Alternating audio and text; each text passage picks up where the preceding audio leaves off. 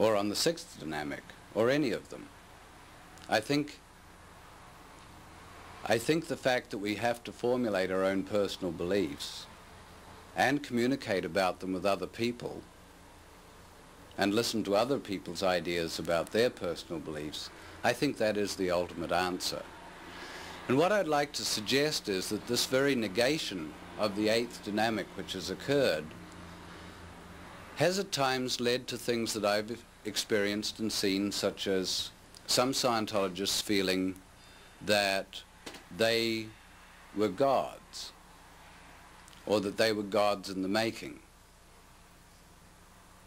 that as soon as they reached a state of OT, they would be a god,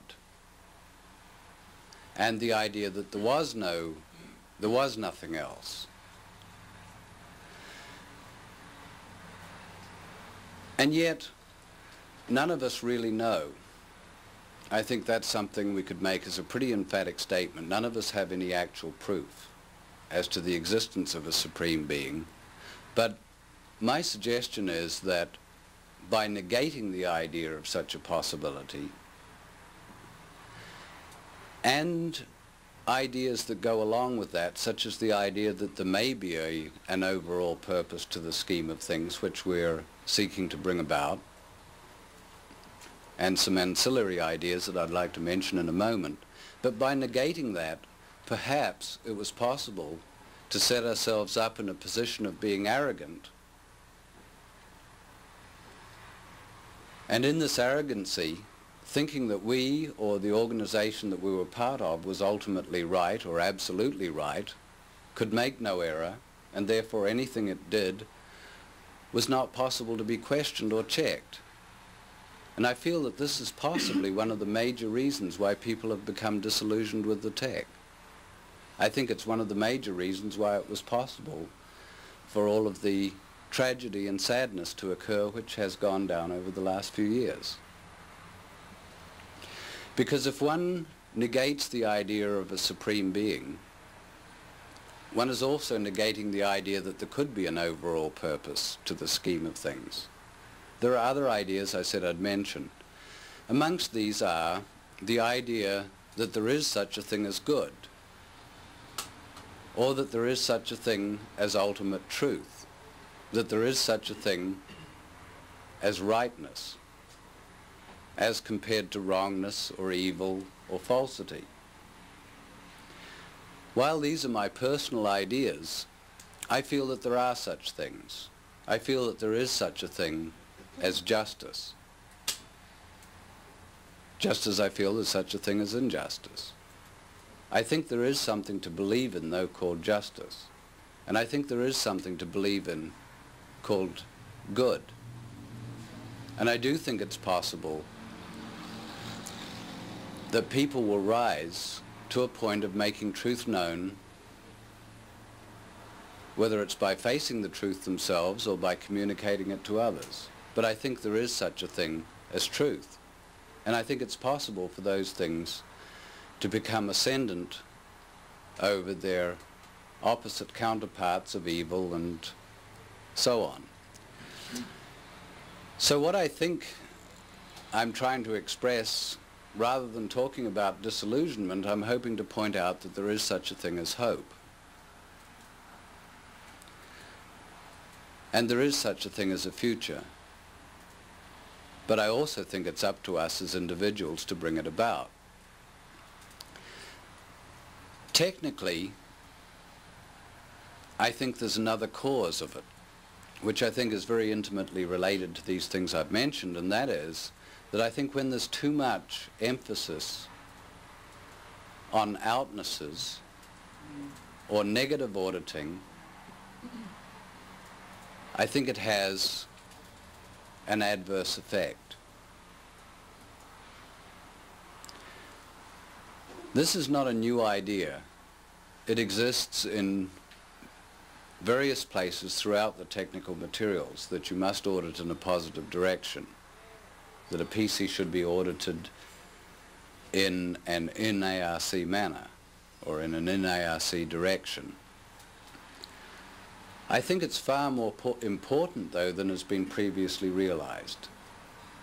I think not just in auditing, but also in daily conversations, there's a natural tendency to concentrate on outnesses or faults or things that are wrong and try to get rid of them or handle them or correct them.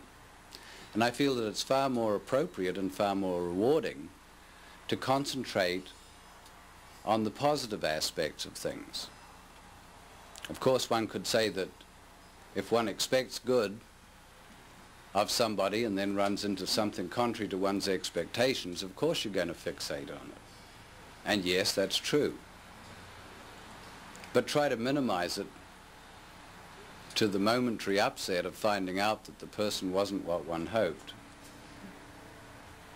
And then try to remind oneself of the positive sides also.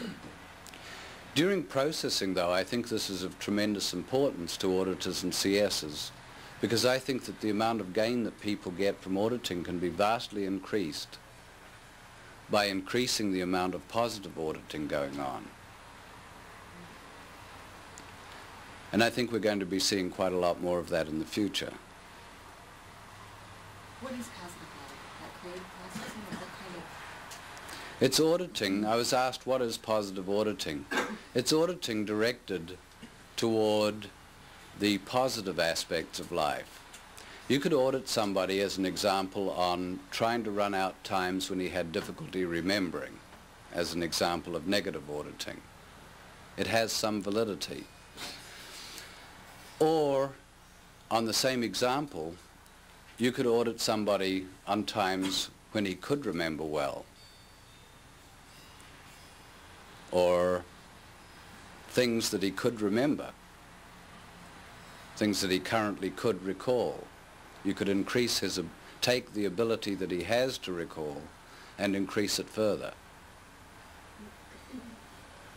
It's not that this is new, but I think in my observation it's something that has slid over the years further and further in the direction of too much concentration on negative and not enough concentration on what I'm describing as positive auditing.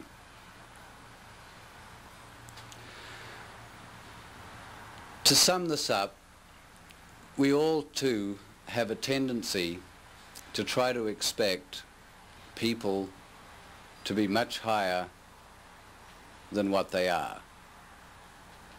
Because who is going to want to listen to somebody who has human foibles and weaknesses? People seem to want a leader or a guru. I know I have, and often still do. It would be very nice, it would be very convenient if you could plug in to somebody who could tell you the answer to an immediate question or situation. But it would be a lessening of one's responsibility. I used to pray to God when I was a kid at times, and used to ask him such questions like, you know, should I or should I not on a given subject? And without negating the idea of a God, I think that if there is a God, and if he was as wise as a God would have to be, he would leave that decision to the person asking it.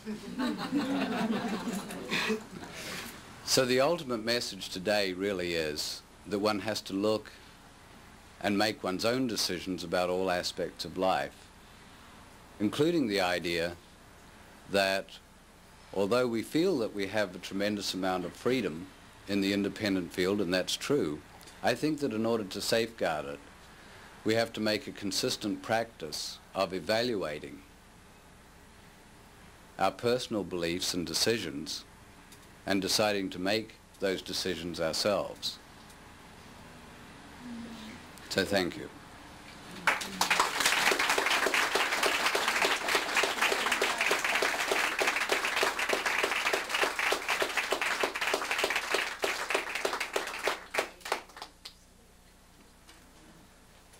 Thank you very much, David, and that's our program for today. Thank you all very much for being here.